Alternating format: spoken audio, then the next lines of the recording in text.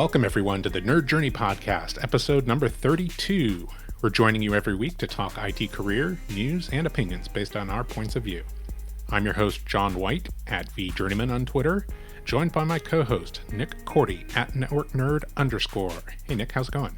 I'm doing great, John. I want to make sure our listeners know we are VMware solution engineers looking to bring the career advice we wish we'd been given earlier in our careers. Hopefully our career discussions will be relevant across disciplines and remain timeless. If you're enjoying our content, please drop us a positive review on Apple Podcasts or wherever you subscribe. And if you want to get in touch with us, tweet or DM at Nerd Journey. Ultimately, we're just two nerds on a journey. A journey to virtual enlightenment. So let's take a trip. Great, Nick. How's it going? It's spring as we're recording this, and the Bay Area has record pollen levels. Is that a problem for you in Texas?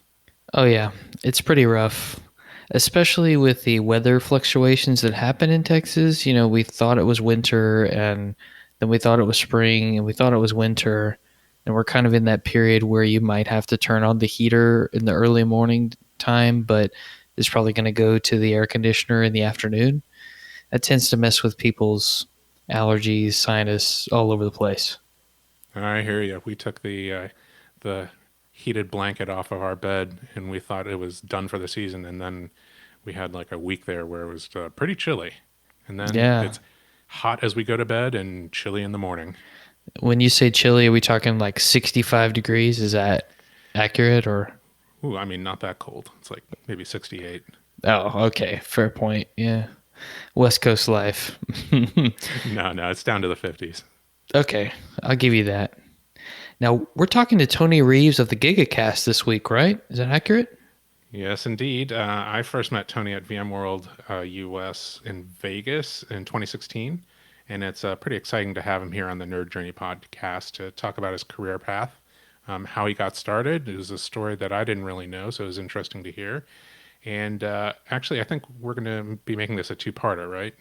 Absolutely. We talked to him for quite a while, and we couldn't capture all that goodness in just one episode. In the first part, we're going to discuss his career journey and lessons learned.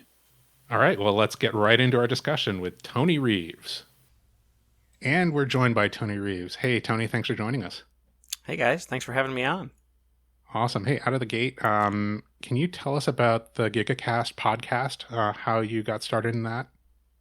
Sure. A longtime friend of mine, Britton Johnson, and I, we both happen to be in the IT industry. And it's been a couple of years now since we started it. But back in 2017, he had kind of approached me and said, would you be interested in starting a podcast with me? And we kind of approached it. It was a little nerve-wracking at first, as I'm sure you guys can relate, starting a podcast.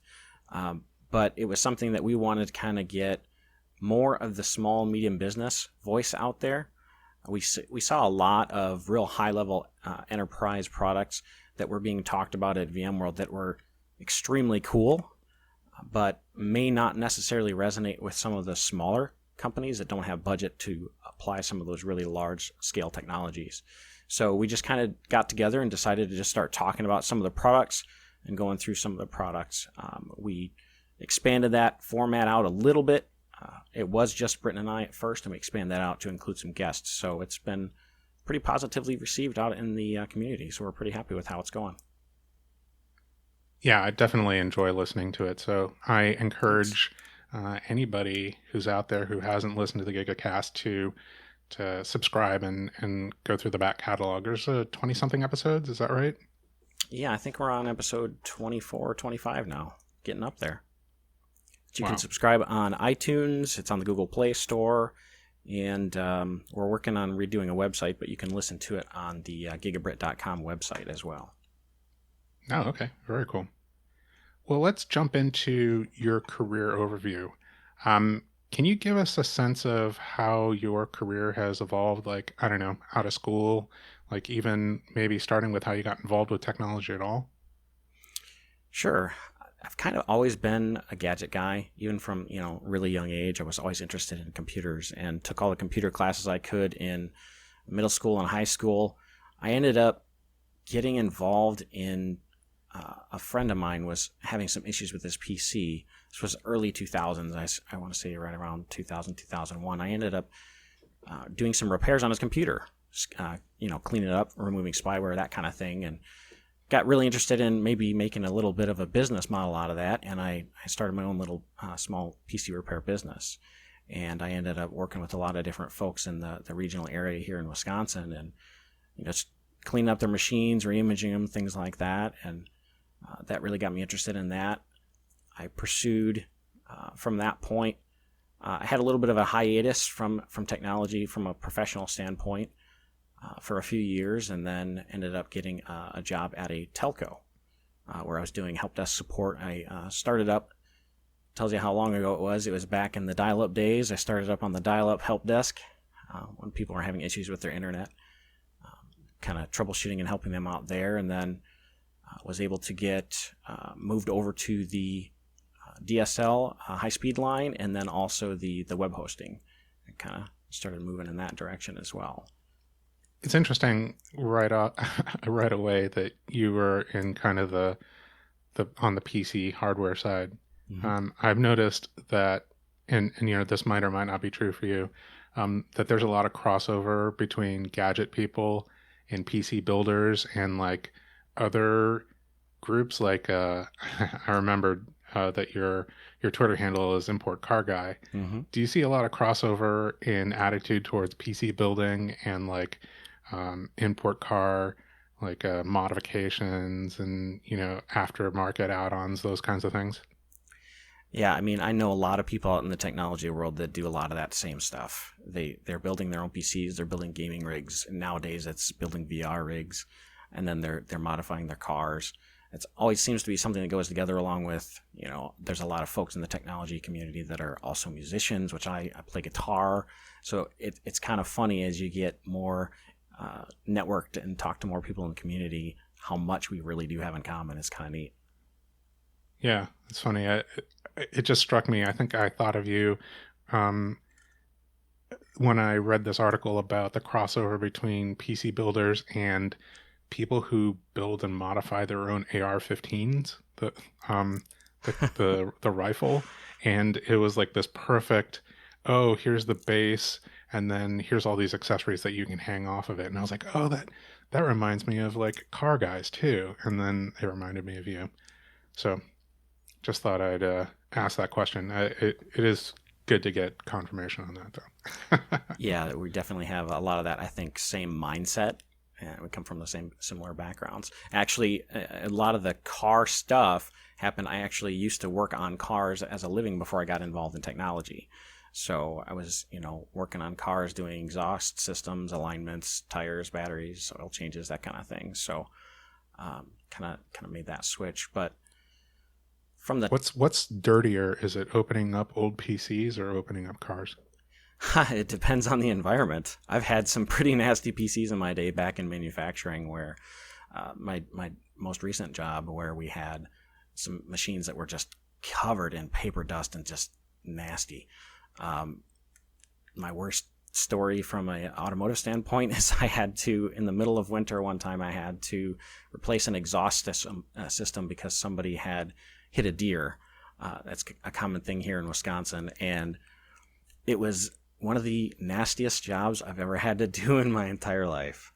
We ended up, it was the middle of winter, and it was frozen at first, so as I'm starting to work on it, I didn't smell anything, but as the car warmed up, it got rather gruesome.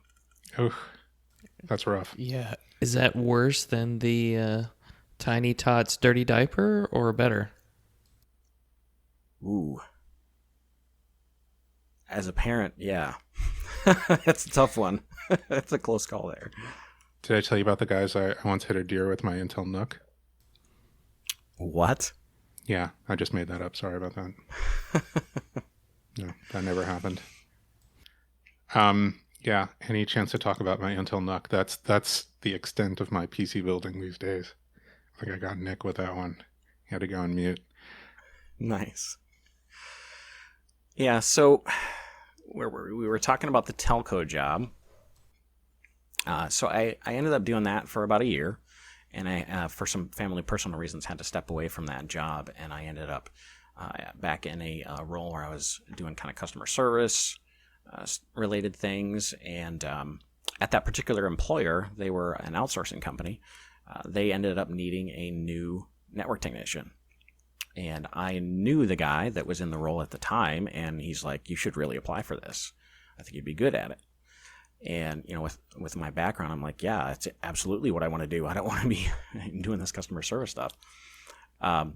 So we ended up having, several interviews. I got the role, and it was pretty sweet because I got to work with a good friend at the same time. And we both were actually, again, both car enthusiasts.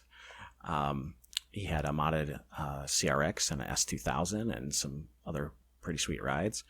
And so I grew a lot and matured a lot in that role, and he ended up leaving about a year after I got in that role. He ended up getting a promotion to a network administrator role. And it was at that time that, this is back in 2008, it was at that time that he told me about, at his new job, we kept in touch about VMware. And that was the first time that I ever heard about VMware. And he was telling me about how, you can have a virtual machine up and you can vMotion it to another host and you don't have any outage. And he was explaining to me how DRS worked. And he was explaining DPM, and I was blown away. I'm like, that's incredible. That sounds like the future. That's something that I want to get involved in and learn more about. So, yeah, all those things sound like magic when they're first explained to you. Like distributed resource scheduling, the idea that something else is moving. Well, first of all, just moving your virtual machines around and not experiencing any downtime, so it being completely independent of your server host, and then to have something else doing that with distributed resource scheduling, and then distributed power management, to have that thing, like something is shutting down your hosts when you don't need them, right? Yeah, it was all just magic. After 10 years at that point of experience in the server and the hardware industry, I was just like, this sounds incredible. We ended up in that kind of a role. I ended up staying there for about 7 years, doing various different project rollouts, mass PC deployments, imaging deployments with SCCM, lots of different cool projects that I got involved in. But it kind of became apparent that I wasn't going to be able to move forward in the company unless I was able to relocate into a major center. This was a worldwide global company, and they were very siloed at that point. So you had the network engineer that you worked with directly to get the new network stacks installed. You had a server guy when it came to physically replacing the server hardware. I did all of the hands-on on-site because there were no technicians at that remote location that I worked at. But it got to the point where I really wanted to advance. I wanted to learn more about VMware, and it was very clear that it wasn't going to be something that was going to happen where I was at. So you were at kind of a satellite office then? Yeah. Okay. It was roughly 500 people at that location, so it was a big site, but it was still a satellite office for that large global company. And was the desire to learn more about VMware just because it interested you, or was it both because it interested you and you were kind of tired of what you were doing at the time? I would say it was a bit of both. That role had, because I was, the only technician at that location, that had a lot of desktop support and help desk and things that I wanted to get out of and move more into, the servers and the enterprise and the architecture and design stuff. So it was a little bit of both there. It was the fascination with the VMware technology plus those factors. So I ended up at that point moving to, on a personal level, get myself certified. I ended up getting in touch with, I had already gone to several VMware user group meetings, VMUG meetings, and was informed of the problem I had was the cost for getting certified. I was looking at the install, configure, manage course, and I'm like, $4,000. I cannot stomach that. I'm going to have to eat that myself. It's not job role related. My company was not going to be reimbursing me for that. They were kind of tight with things like that if it wasn't directly related to your job role. So I ended up attending not even a physical VMUG event, but a virtual one. And I don't know if you guys have ever attended one of those, but there's a virtual chat room, like a meeting place kind of thing. Right.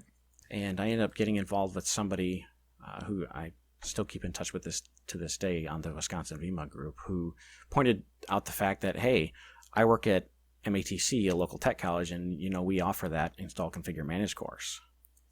And he's like, and it's $350. And I'm like, sold. How do I sign up? So I literally had like 3 days till the deadline when I found this out. I got all their paperwork done, got it all signed up and everything, and got enrolled in that. That really opened my eyes because I was able to do a lot more technical deep dive on the VMware technology. I actually invested in my very first home lab server at that point as well. I purchased a Dell R610 with 48 gig of RAM, and I ended up learning on that. And another cool thing about the tech is we ended up getting a remote, because I wasn't in the city where this tech was. They ended up sending me a remote set of hard drives where I could actually run everything inside VMware Workstation on my computer and do the labs and do all of the work right on my home PC. Oh, wow. So that was pretty interesting.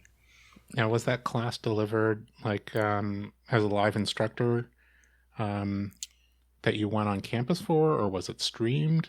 It sounds like you said at home, so I'm just curious about that. Yeah, it was actually a set of recorded videos that I watched, but I still obviously had to turn my homework into the professor, the teacher at that time when I got through the lesson. But it was all professionally recorded. The video lessons were clear. They had screenshots of what you needed to do, and I learned pretty well that way. And then I also had, the pre-set up hard drive with the workstation environment where I could run through everything and learn it really well that way. And then towards the end of that course, once I understood it a lot better, I actually had my home server at that point, and I started building it there and really learning it more in depth. And this was back in, what year was that? 2013, 2014 kind of time frame. So I ended up getting my VCP, and I kind of wanted to stay at the company I was at, but moved to the VMware team. And there weren't any opportunities for anybody that wasn't willing to relocate. So I started looking outside of the company. And it was at that point that I literally started Googling anything on all the job sites that had the keyword VMware in it. So you had the BCP, the VMware Certified Professional. Yep. I'm assuming in the data center virtualization. Correct. And then so you started looking around for jobs that were local to you in Wisconsin, where you wouldn't have to move to a bigger metro area to take advantage of the new job certification that you had, professional certification. Exactly. It sounds like a really familiar story, Tony. I remember finding out about the college course here in Dallas-Fort Worth, where you could go and take the courses for the VCP, and similar, paid for it myself. It was a little bit more than $350. I think it was like $720, but it was the in-person 5 Saturdays, and they had a lab environment you could play with. Real great way to get your certification, especially when you know your employer's not going to do it.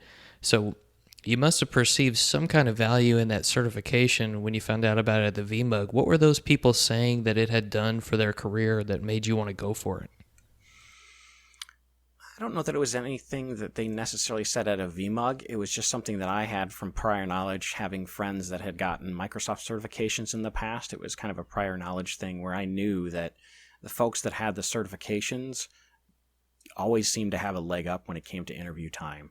If you were an enthusiast and you were learning it, but you didn't have that title or that piece of paper behind you, it made things a little bit more difficult. So I really wanted to get something in the VMware field, and that was a high priority goal for myself to get that certification out of the way to be able to make it a little bit easier. So that's kind of the way that I approached it. Yeah, that makes sense. So you could approach any kind of job interview as someone who had 5+ years of generalized IT experience plus a VMware certification. So even though you hadn't necessarily done it in your day-to-day job, you had to investigate it, maybe peripherally been involved with it, worked for a company that had it, gone out and gotten the certification, and now you wanted to make it a little bit more dominant in your job, as opposed to, I don't know anything about it, but it sounds great. Can you hire me? Yeah, and I ended up getting a role at my job that I just left after I got that certification, after I got the VCP. And in the interview process, one of the things that hit me that they told me, gave me feedback on later on, my boss told me that it really impressed them that I took the initiative to take something that wasn't required of me. I bought my own server, invested in it, invested in the schooling, and studied and got the certification all on my own when it wasn't a requirement. That really impressed them. So if this is something that other people are listening to, looking for that next step to take in their careers, I would highly suggest it. It's something that you can prove that you're taking the initiative and the personal time and money and investing in yourself.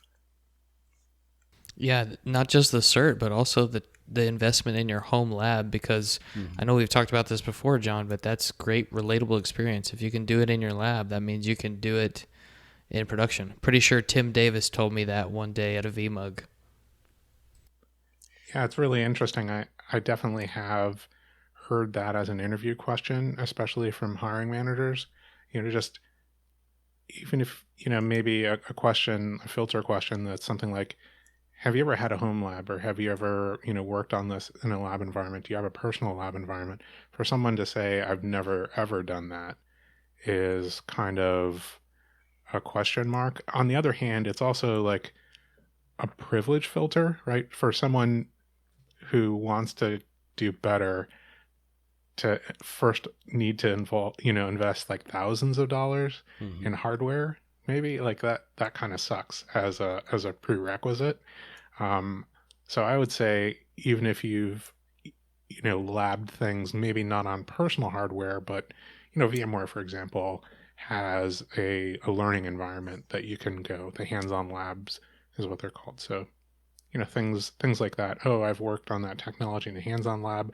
I've kind of thrown away the lab book, and I have done demos of these features, and especially if you can say, and I can show you that, on the drop of a dime, like, so you can prove, oh yeah, we'll throw away the lab book. I've taken the environment and I've done this with it. Then that's kind of cool. So Yeah. you don't need to necessarily invest in your personal hardware, depending on the technology that you're pursuing. Yeah, demonstrable experience is the key. You need to be able to prove that you know what you're talking about. The other thing is, I had never had a job where I had to do VMware before. And having that certification and having that home lab saying, I've done this before. I'm a great learner. I pick things up fast, and I will do a good job in the production environment. I had no problem starting that role and diving right in. Because of the experience that I had in the lab. And you're right, hands-on labs is great. I've been there, done that, got the t-shirt, literally wearing it right now, even though your viewers can't see that. And we'll tweet out the picture. There we go. But that was a really good interview. It was also, a blessing, because I had a company that took a chance on me, right? I was unproven at that point. I knew I could do it, but they didn't know I could do it. So that was a really good feeling to get that. I started there in 2014 and did a lot of stuff with them. A lot of stuff.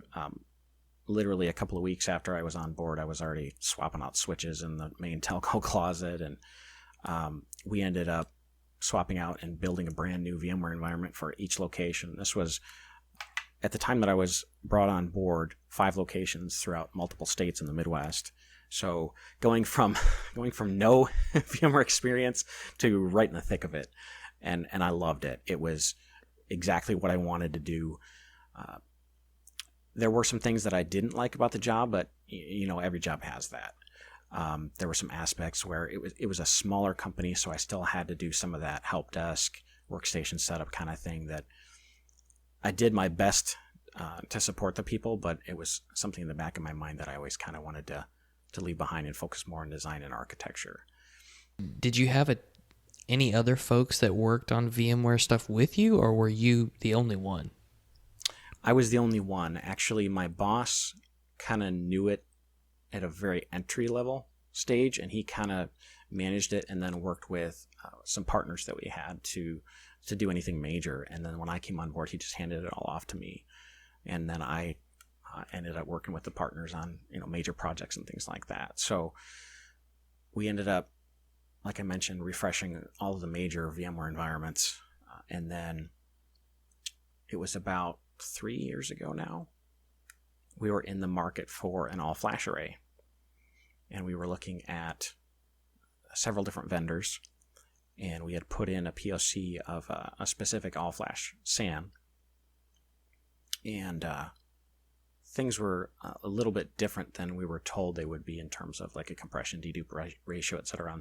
Some of our files were very large ART files, and those are not really compressible. So we had some lackluster performance. I had been at VMworld. I had been involved in some of the early vSAN webcasts when it had first come out, and was really interested in vSAN. And we ended up putting that in towards the end of 2016. So that was a whole new learning curve. That was something that I had never done before. And in fact, I actually had limited SAN experience as well prior to that. So I learned a lot about storage at that job. I learned a lot about the virtualization and everything else all combined as a whole ecosystem and how everything works together. And when we moved to the vSAN, there was a lot that I needed to learn myself, just for kind of day two operations. Mm-hmm. So I dived deep into all the material I could get my hands on. By that point, I was already heavily involved in vMUG and did a lot of networking with folks that knew vSAN that were giving me lots of good information. Like Jace McCarty is a good friend that has helped me out a lot in the past as well. So just kind of learning the environment, learning how to manage it, learning how to upgrade it. One of the key things that I liked about it was that I didn't have to learn anything new in terms of interface and how to use it, because it's all built into vSphere and in ESXi. So I like that I could, still do the standard, go into maintenance mode and upgrade a host the standard way. So It's interesting, and when you work with a technology like VMware's virtualization platform, you have to learn that platform, but you also have to interact with the computing layer, like the physical computers, the servers underneath it, which is where I think a lot of people come from. But then you also have to learn about the networking, the upstream networking, the virtual networking layer, and then you have to learn about the storage, that the upstream storage. I'll talk about it the same way, and then have to understand how you're managing that for each of your virtual machines. So you get exposed to a lot of technology, have to interact with a lot of vendors, especially in a position it sounds like yours. You have to kind of manage multiple relationships at that layer, and then to have one of those, that platform vendor come in and say, oh, and we'll handle that too. That must have been an inflection point for you to go, do I want to risk that, right? Because it sounds 3 years ago it was kind of a new product, wasn't it? Yeah, it was earlier days. We deployed on vSAN 6.0. We did not deploy on 5.5. But there were some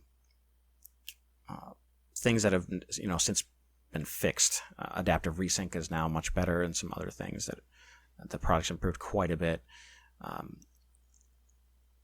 The product now, had I deployed the product as it sits now, I would have been ecstatic compared to the way things were in the earlier days.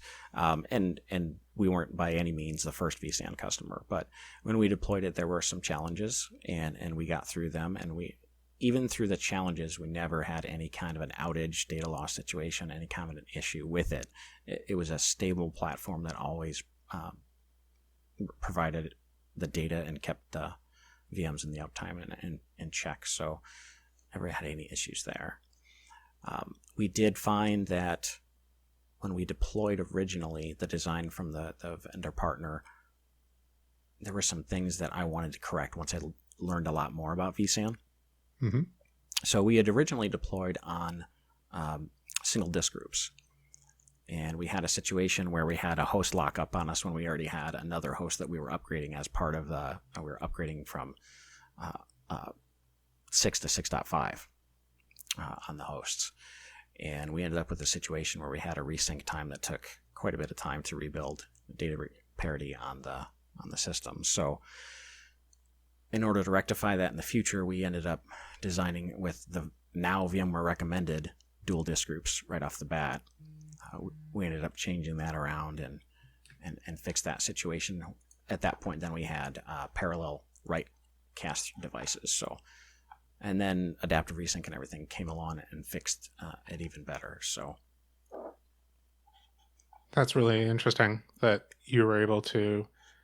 One of the things I want to maybe take a step back on and say, observe is that you had some resources and people to talk to from networking, like with user groups, maybe people you had met at the conferences that you had gone to.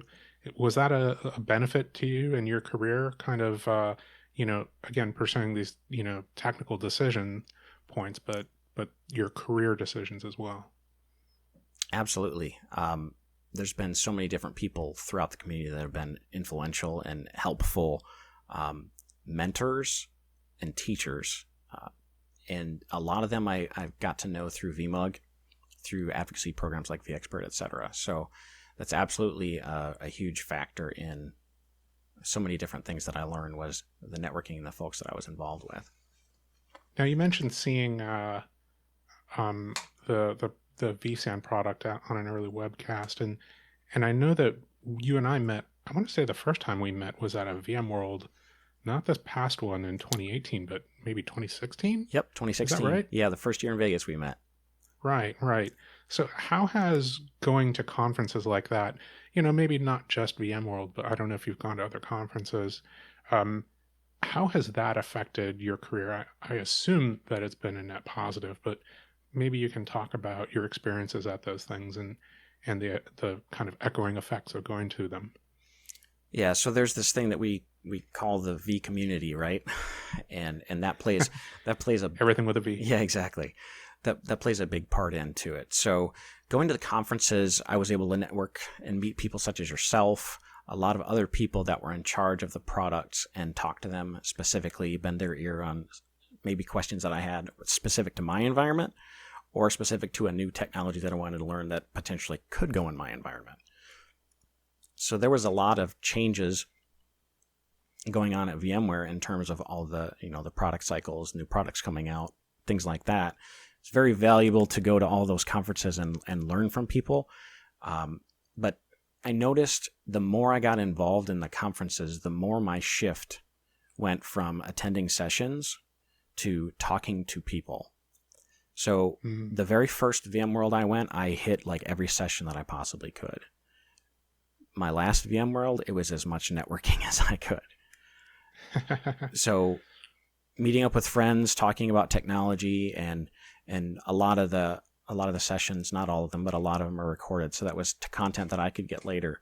The thing that was really becoming valuable to me as I progressed through the conferences was talking with the people and getting insight on the products, and that helped quite a bit. Have you gone to conferences other than VMware? Yeah, I mean, if you count VMUG UserCons and VMUG quarterly meetings, I've gone to those, and then the only other event, several other smaller vendor events, kind of like more product-specific type things, and then I went to VMon last year for the first time, which was pretty cool. Oh, VMon. Yep. Tell me about that. So, coming from the VMworld sphere, I had never been to VMon before. It was way different. You're used to 20,000 plus. It's, there's a line for almost everything. It's a big conference, and Veeam wasn't like that. If you ever get a chance to go and you're interested in Veeam technology, I would recommend it. It's really interesting. They have a lot of really good sessions, but it's a lot smaller and it's a lot more intimate. I wanted to say that when I was at VMon Chicago, it was 2,500, 3,000 people. Different scale. Much different scale. It was a good event. There was a lot of great technology being displayed there, but the community was the same. A lot of the folks that I network and talk to and are friends with at the other events were at that as well. So it was a good event. This year it's going to be in Miami. I'm not going to be able to make that, obviously, now switching to the vendor side, but it was a good event. I'd recommend it. Whoa, switching to the vendor side. What do you mean, Tony? What are you talking about? Yeah, I got hired at VMware as an SE. Awesome, man. Congratulations. Yeah, congrats. Thank you. So when is your actual start date? I start next Monday, the 22nd of April. Wow. Okay. So we're really catching you at the bleeding edge. Mm-hmm. Nick, I think I talked to you in maybe the very first episode that we recorded, like during your first week. Maybe we'll start an entry interview series with people that are just getting hired as SEs at VMware. Could be. I'm really curious, Tony, as you saw your conference experience go from attending more sessions to talking with more people, were the conversations more technical about what are you doing from a technical perspective? How does this work? Or did you start to talk about what are you doing for your career? For some people, it's different. I'm just curious how it was for you. Towards the beginning, it was a lot of technical knowledge and talking with maybe more specific people at different product levels within VMware or other conferences. And then as I got to know more people and interacted with more folks, it ended up being more talking to them as friends, doing additional networking, talking about more career stuff at that point. And the more I got involved in the community and met my friends out at all these conferences all the time, the more it became who's going where. Because we all know how that works as you progress through your career. Yeah, definitely. So it sounds like both a lot of the things that you were doing, be it going to these user group meetings or going to the conferences, were all paths to your career acceleration then. Yeah, for sure. I was, again, we were talking, I'm not obviously nowhere near the first customer, but I was an earlier adopter of vSAN at my previous job, and that got me a lot of opportunity because a lot of people were curious about it. There weren't a lot of field deployments in this area, and I was asked to step up and do my first VMUG talk a couple of years ago, and I was very nervous to do it, and I really didn't want to, but I had some really good mentors that pushed me, like, no, you need to do this. You need to tell your story, and you'll be good at it. And so I did my first talk, and it kind of exploded on me. That one talk turned into, hey, do you want to do that at our UserCon? That was a good talk. And then another community member reached out who runs another VMUG on the other side of the state, said, hey, would you like to come up and do that talk at our VMUG sometime? I'm like, sure. So I ended up doing it there. They gave me some great feedback and said, that's one of the best community presentations we've ever seen. Would you like to do that at our Minneapolis UserCon? I'm like, sure. And then I ended up getting signed up for Indie VMUG. It just kind of exploded. I ended up doing like 6 or 7 talks in 1 year. And one thing I can say is when you step up out of your comfort zone and do that, the more you do it, the better you get at it. And it can actually become enjoyable. You get over the butterflies and you can really have fun with it. Yeah, there's one piece of advice I've always given to people, because they're worried about stepping up, and, especially the number one fear is always like, what if I'm bad at it, right? And I've consistently said, don't worry, you'll definitely be bad at it. Insert swing dancing story. Oh yeah. Ooh, this sounds like a story I need to hear. No, it's any skill, right? Any skill that requires practice and repetition. When you first start it, you're not going to be good at it unless you've had some kind of, applicable side skill, right? So I remember, when I got asked to do my first presentation in front of a group, I had all these skills from speech and debate in high school that I could pull upon. I hadn't necessarily done what in that field is called an expository speech, explaining a process or whatever, but, I'd had a lot of public speaking experience. So that part wasn't wasn't freaking me out as much. Mm-hmm. But if you don't have that experience, you're not necessarily going to be good at it at first. So you just have to suck it up and accept that is going to be the case, that you're on a road to improvement. And it doesn't matter what skill it is that you're performing. It could be your very first vSphere installation, or your very first Windows Server installation, or your very first deployment of a SAN. Like the very first time that you do it, unless you've practiced it in the lab, and then your very first practice run, then it's going to be bad, right? Mm-hmm. You have to practice it. You have to do it until you're not bad at it. And then that is when, things get better, right? I have a question for you, Tony. Now, after Yeah. you did this talk and it blew up across the VMUGs, did it make you want to give more talks or give more presentations? Yeah, I really enjoyed it, and I wanted to get more involved. And the only hurdle I had at that point was my employer, because my employer was obviously still in need of my services as their network administrator. So that was a challenge there. But I was able to, do a few different events throughout that year, and then the next year, they were actually even more accommodating. They were even more helpful, and they even didn't. The first year they did, and the second year they did not require me to take any paid time off to do the events. They were really supportive of it, and they knew that me getting better connected in the community and talking with product managers and et cetera was helping them whenever we had issues. I knew who to go to. I had internal resources, and it benefited the company. And I'm glad that they saw that. That's a huge advantage to a company that I think a lot of managers might overlook. That when you're giving back to community, you're developing professional networking that ultimately can help the company, the employer, right? Exactly. So, can you take us through that decision to go for the SE position? What made you want to do that job? Like, what was the process that got you there? Well, as I just mentioned, my company had become a lot more accommodating of VMUGs. And I'm going to tie this back in a second as quickly as I can. But essentially, I had a decision with my manager about career and where I wanted to be. And he said, where do you want to see yourself in, that 5-year conversation? And I essentially said, someday I want to work at VMware.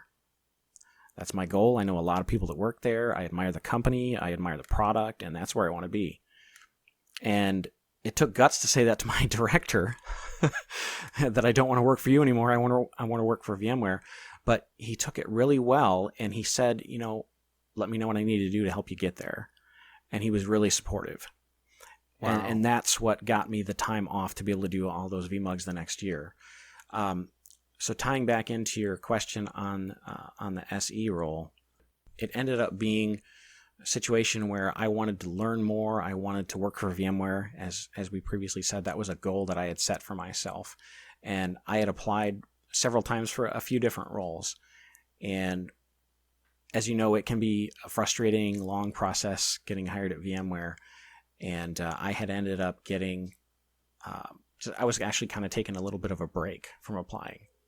And they reached out to me. They sought me out this last round and asked me if I'd be interested in a vSAN SE role. And I'm like, absolutely. It sounds really interesting. So at that point, I did some interviews with several different community folks that I had known, and I ended up getting fast-tracked through the process through the help of community and folks that I've become friends with. They helped me out. That's one thing that they really like, is community members want to see their own get hired, and people they know are good people and know the product. And so it really wasn't a hard decision. It's something that I've been working towards for years as a career goal, as I had mentioned earlier. And SE specifically, what interested me is a lot of the things that I was doing internally at my current job was, selling the solution and then helping provide that business value internally.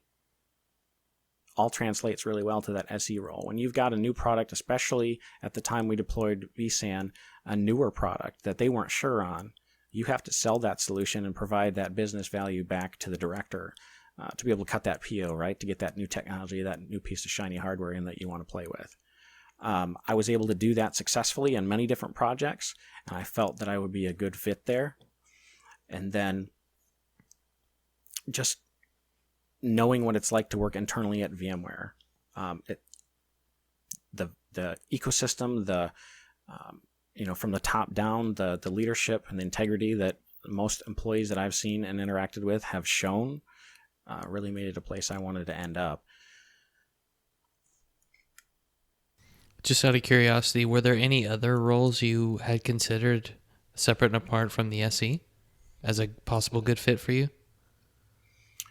Something that I had considered would have been, I ended up going for a solutions architect role last year. That unfortunately I made it all the way to the 7th round and didn't make it. Another role that I find interesting is a technical marketing role. There's a lot of interesting stuff that those guys do, the content that they put out, the access to the internal engineers that they get, etc. That always interested me, and especially doing a lot of the media that I do, the podcast, the blog, etc. It's something that I thought that I would be good at as well. Sure, that makes a lot of sense. And I could see, a manager at VMware seeing someone like yourself is very valuable because you have a pretty big impact radius in addition to your knowledge and obviously your salesmanship. I mean, that's a big thing that internal IT pros don't realize that they do quite often, selling those solutions to the business and getting new projects through that can not only allow you to play with some cool technology, but move the business forward. Exactly. One of the stories that Nick's probably tired of me telling is, I think, the first sales training that I went to as a VMware SE. We have this internal value selling training, and I went through it and I went, oh, this is why I wasn't getting my projects approved. I was like, I never knew what my boss's objectives and goals and incentives were. And so I never knew how to, I wasn't pitching any of my projects as, you need, increased revenue. So if we do this project, this IT project, that'll assist the sales team in getting more revenue or something along those lines, tying back to his incentives. It was always like, we're on version 4 and version 8 is out. That's 4 better. Like, obviously we want to be 4 better, right? And that's not how IT projects actually get budgeted and approved, right? They have to be tied to business value. And so it sounds like you were a step ahead when it comes to actually knowing that and having been able to do it. Yeah, and actually, after I had already put in my notice at my current job, and I was talking to my boss about the situation, and we were discussing how they really weren't surprised they saw this coming. And I was like, well, what do you mean? And he's like, well, in every meeting with every vendor, you're telling them exactly what you want and how you want it to happen, and it was very clear that you belonged on the other side of the table, so I'm glad you got your shot. So they've been pretty supportive of everything, and it's been great. I think it sounds like you had a... Oh, go ahead. Yeah. Sorry. It sounds like you had a great relationship with your management if they were so supportive of you, again, going to all these user group meetings to present, and they were supportive of you, having a career trajectory that left the company. That's pretty amazing. Yeah, that doesn't happen often. I've heard it said many times that you have people that are afraid to lose people if they train them and promote them, and the retort to that is always, what if they don't leave and you don't train them and they don't know what they're doing and they don't improve? So it was nice to work for a company that was very supportive of that. I also think more managers should have it as a badge of honor if the people who work underneath them improve to the point where they either have to leave the organization, for career objective reasons or whatever, because they were so good and they blossomed so much underneath, I'm going to say me as the manager, right? Like, that should be a badge of honor. Like, 4 of my people have had to take bigger roles because of how good I am, or how supportive I am, or whatever that is, right? And I don't know. Maybe that's just a cultural thing, and I'm sure, having never been a people manager, I'm sure it's disruptive to have people leave an organization and need to be replacing them, but I still think that it should be a badge of honor and not necessarily, 100% inconvenience, right? Yeah. Well, I'm sure Tony left like a 500-page documentation guide on every change that's been made over the time that he's been with the organization, right?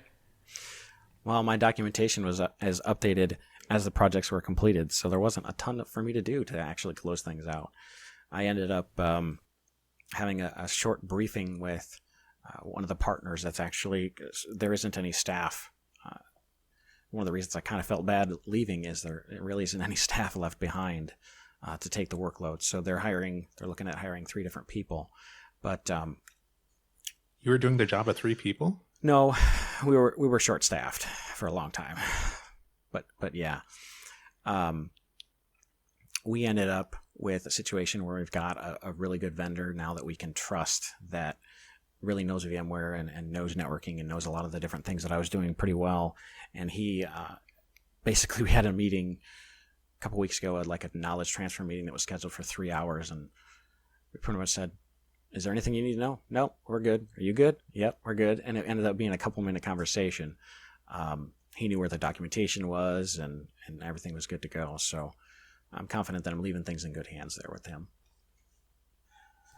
Always better to leave on good terms. That's fantastic. So now that you're on the other side of the table, just like your former boss told you belonged, do you feel like you'll be able to give unbiased advice now that you're going to be working for a vendor? I think that as a vendor, you need to understand the best solution for the problem. And it's, as much as I love VMware, it's not always VMware. There's different solutions out there. There's different products out there. And VMware doesn't do everything anyway, right? I know that there's a lot of folks out there in the VMware community that have unbiased advice, specific products and vendors. I guess it remains to be seen whether I can remain unbiased. I kind of feel like I'm already biased because I've been such a VMware fan for so long. So yeah, I don't really know how to answer that one. It's actually pretty hard to answer, honestly. I try as best I can to be unbiased, but I think there's always some that you're going to have to fight in this role. What do you think, John? Yeah, I agree with that. It's just, I think self-awareness is like the first step, Mm-hmm. to question the advice that you're giving. Am I giving this as a fanboy? Am I giving this as an employee? Or am I giving this as somebody who's trying to be a trusted advisor? Right? Yep. And there's situations where you have to honestly say, like, listen, the solution that I represent isn't the best solution for this, and I just want you to remember that for the times that I tell you that it is, right? That you can trust me because I'll say no, and that's important. Yeah, trust and integrity is very important. Yeah. How about any concerns about losing like day-to-day technical relevance by taking on this specific focused role?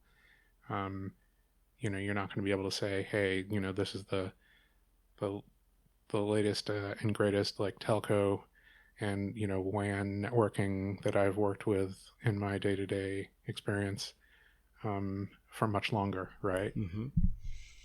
I would say that in the situation when it's coming to VMware, I think there's enough technical training that I'm going to need to know to design and architect a solution correctly that I think my technical chops will stay really good on the VMware.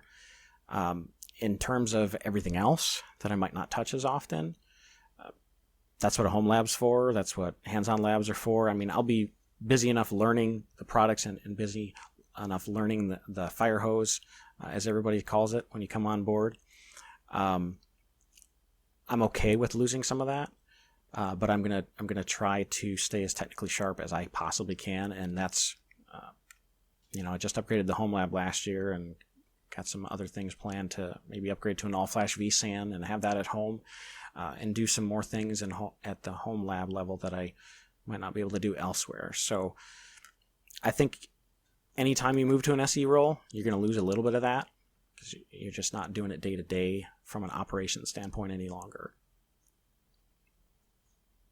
Yeah, you just it's a fact of life that you can't be an expert at everything. You can't have experience with everything.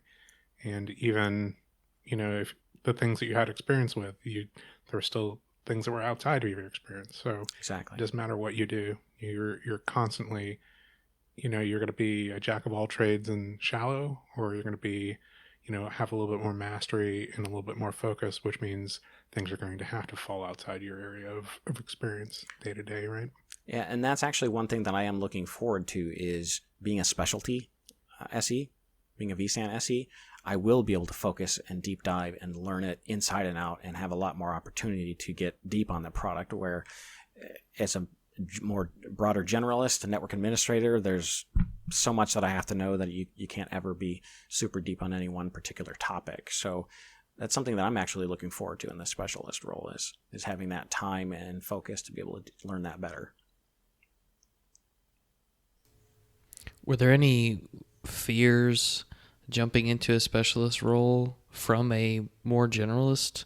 You talked about the positives, but I'm curious, did you have any cons that kind of aided you before you took the job? I don't really think so. I mean, I've got a good background on the product as it is, having managed it and deployed it several times over the past 3 years. We also have a 2-node direct connect robo cluster in a remote site that we deployed as well. So I don't really see any negatives to that.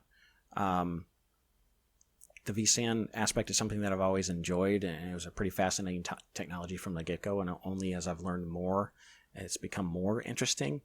As I mentioned, I don't think there's any negatives that I can think of off the top of my head for that.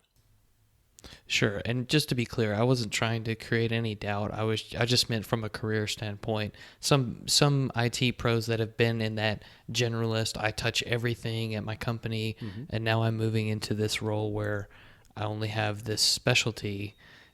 For some people, that's kind of scary. Yeah, and I never felt any of that. It's something that I've been pretty focused on for several years, and I didn't feel any of that. Well, so you've been successfully hired now. You haven't started yet. You have a little over 7 days before you actually have to report for work and put on the polo, or I don't know exactly what it is that we say, for uniform. But do you have any advice for people who are looking to walk this path to? I mean, it doesn't need to be at VMware, but they're excited about a technology. They use it on a day-to-day basis. They're interested in maybe becoming a systems engineer or sales engineer for that product. You have some time to reflect now. You walked a certain path. Any advice for those people who are looking to walk a similar path?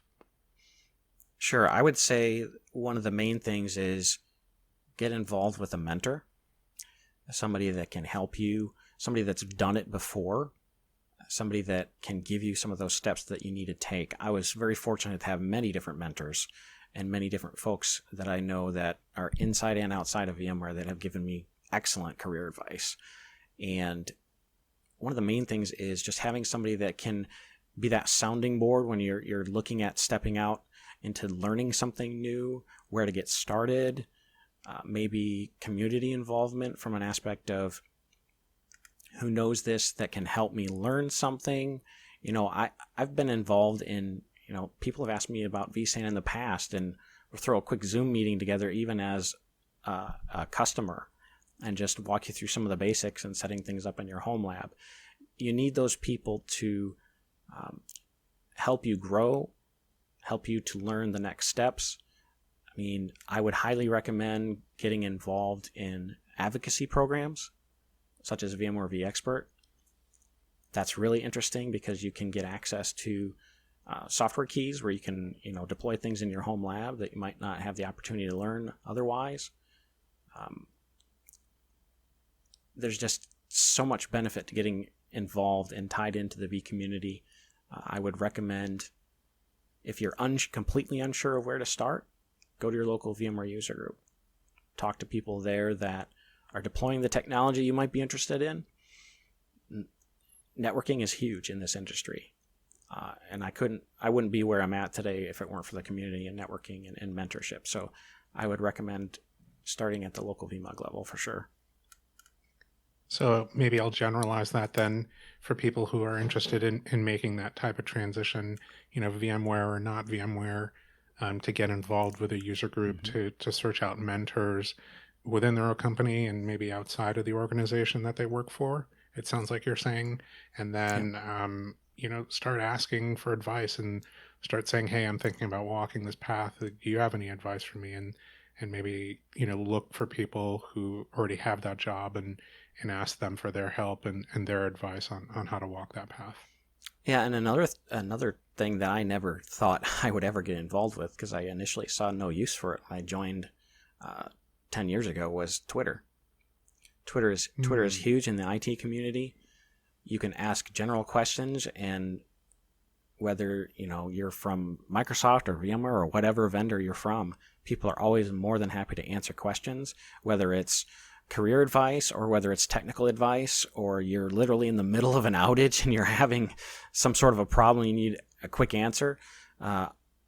Obviously, you're going to want to touch base with that particular vendor's technical support, but you'd be surprised how quickly the community comes together on Twitter and really helps each other out. So I would recommend joining Twitter as well if you haven't already done that. That's so interesting. That's a great recommendation, and something that I've noticed and only gotten involved in the last 2 or 3 years, which is pretty shocking now that I think about it.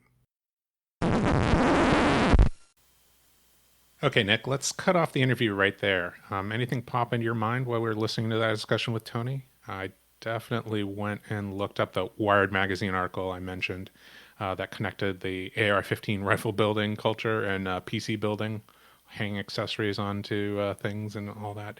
Anyway, it's in the show notes. Only you could work something like that in, John.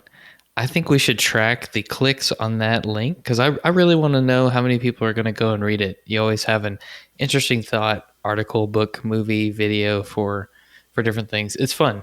It makes me realize how uncultured I am. But that conversation with Tony was pretty long, and I'm starting to get hungry. I'm hungry for the sequel, John. But our listeners will have to wait until next time for that.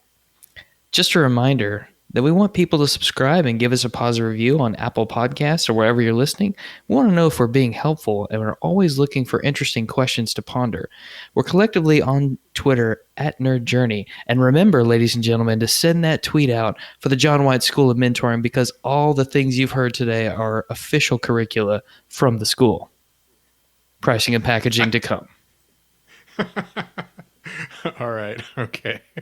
Farewell, listeners. Tune in next time as the journey continues. I'm John White at VJourneyman, for Nick Cordy at NetworkNerd_, and our guest, Tony Reeves at Import Car Guy. Signing off.